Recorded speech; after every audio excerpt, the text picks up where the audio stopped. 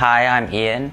I'm a member of the opera club in our school, and I'm a grade 11 student at Hong Kong International School.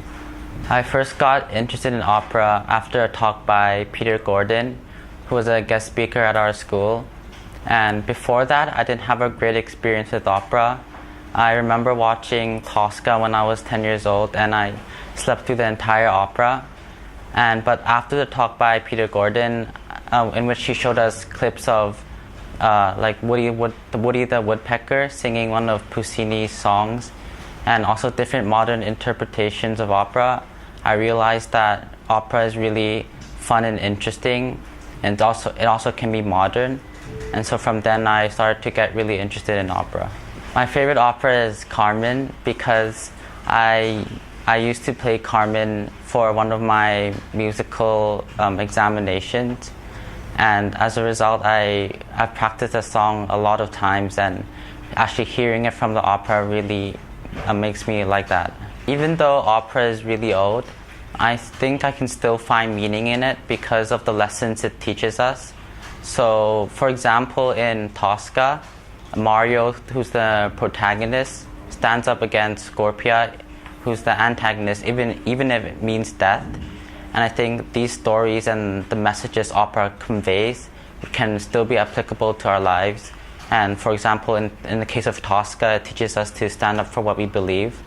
And so that's how I find meaning in an art form that's 100 years old. A lot of people find opera hard to enjoy because of the length of the opera, and also, like my peer said, it's a different language. You have to read the subtitles, and honestly, when I don't enjoy every second of every opera, and especially scenes where there are recitations where like the actors are just singing what could be conversation, those parts I find a bit tedious. But what makes me really attracted to opera is that in every opera, I find that there's at least one moment in which like what I'm experiencing and what I'm hearing and seeing is sort of like I suddenly understand the meaning of life, I guess. I first encountered Met Live in HD when my teacher, Mr. Coombs, brought the opera club to watch The Nose, which was my first ever Met Live in HD opera. It was a Russian opera. Like the melodies of the song were all minor keys and wasn't that great. But even in that opera, I could find like one song in which I really liked. So in terms of whether I like Met Live in HD or live performances more, I would say I definitely prefer live performances because of the atmosphere.